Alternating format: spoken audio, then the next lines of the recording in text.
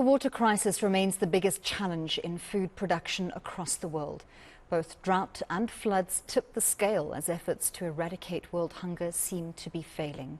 Globally, over 700 million people face hunger and starvation. Today, World Food Day is being celebrated under the theme "Water is life, water is food. Leave no one behind." Refilwe Dwala from the Institute for Poverty, Land and Agrarian Studies at the University of the Western Cape joins us now for more. Refilwe, thank you so much for speaking to us on this World Food Day.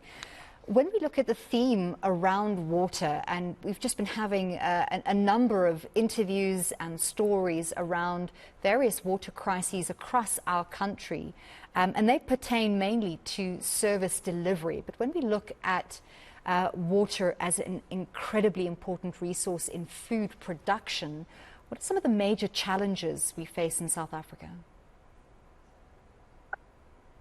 Hello, and thank you for having me tonight. Hello to your viewers as well. As the residents of Johannesburg and Gauteng broadly, I think we've all in recent weeks felt the seriousness and frequency of water shortages. Water is one of the most critical inputs in the production of food next to land. And the reality is that South Africa is a water scarce country, and farmers are struggling also. We know with our dominant food production systems, farmers do have to irrigate their farms, but even smallholder farmers are struggling, especially now as we go into this El Nino, which is supposed to be starting now in the second half of the year, moving into the next 3-year cycle.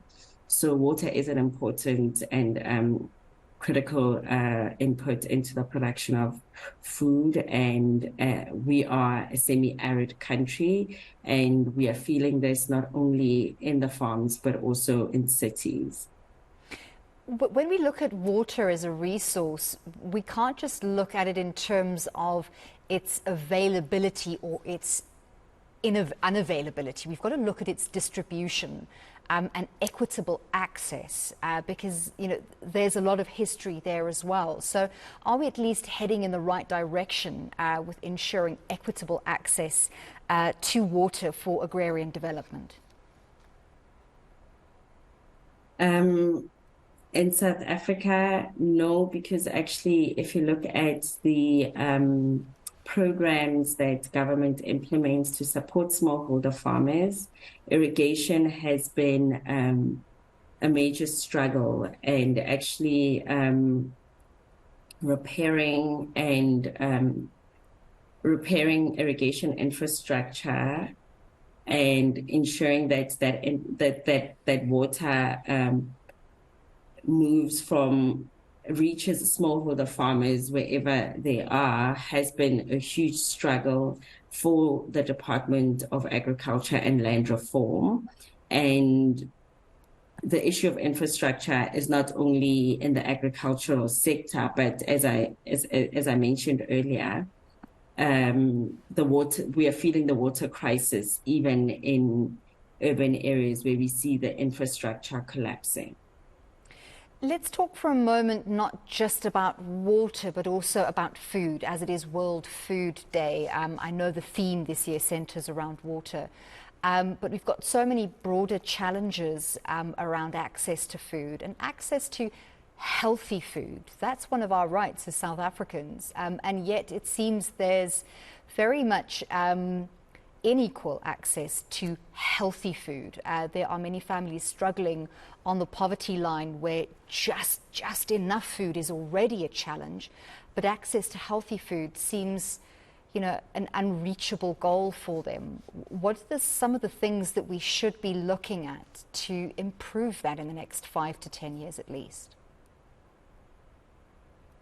I just wanted to preface this that yes, the theme of World Food Day by the Food and Agriculture Organization of the United Nations is water, and that is an important issue that's facing food producers of varying scales globally, particularly due to the frequency and severity of climate change events.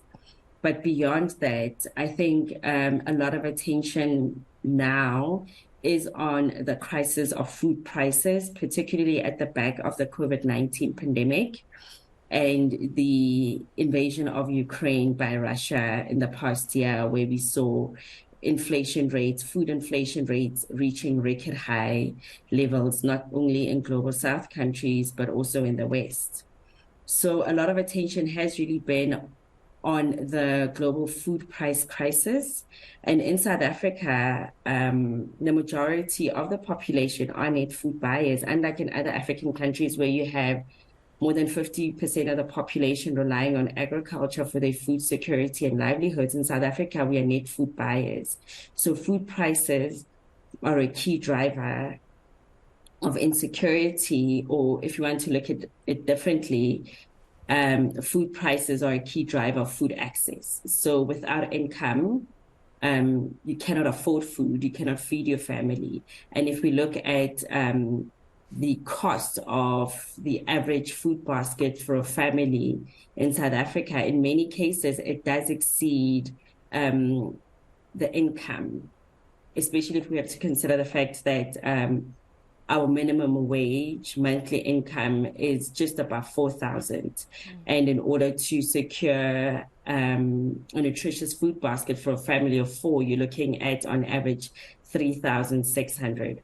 So we do have a crisis on our hands, and 11%, which is 2.1 million of South Africans actually suffer from hunger. And some of the ways in which this is manifesting is with also the crisis of malnutrition among young children, with about 30% of South African children suffering from stunting. So it's manifesting, for a long time, South Africa's food insecurity issues and causes were invisible. But I think right now we've reached the stage where it's evident and everybody's feeling it. And the lowest and low income households are obviously the hardest hit by this crisis. Is it possible, or is it a pipe dream, to say, let's take underutilized spaces in urban and peri-urban areas? We see pieces of land abandoned, overgrown. They're a danger to communities because, criminals hide in them. Rooftop spaces in inner cities that aren't utilized. Is that one of the answers to addressing food insecurity, especially in urban and overpopulated areas where we find so many of the poorest of the poor, as you say, struggling with hunger, no access to income with the soaring unemployment rate? Is it a pipe dream, or is that something we can employ to change our access to food? I think the idea of urban food gardens and exploiting existing resources is something that has been explored quite extensively by different actors in civil society, international NGOs, also putting some funding into those initiatives. And actually, there are 2.3 million households that actually grow their own food. Well, grow food to supplement what they're buying in stores across the country. And that includes people living in urban and peri-urban areas. I think from a policy standpoint, the issue really has been that government has had a really poor understanding of how low income and poor households access food, what type of food they buy and where. And so you find that issues of zoning, issues around private property. I mean, if you drive in some of the peri-urban areas that are lying sort of at the peripheries of the major metropolitan municipalities, you'll see goats moving around, maybe a guy with, herding a small herd of cows grazing there, but often this is done in very precarious conditions where there are no protections, and there's also overregulation in terms of how food production happens in urban and peri-urban areas, which are largely where you have the biggest concentration of private property or land under that tenure regime. So this is something that, I mean, people are growing food in their backyards where they find space, but it's something that hasn't really found direction and adequate support in policy thinking. It's a very complex issue that we absolutely need to look into addressing urgently, especially in terms of water. And it's so good that this year's theme on World Food Day is centered around water.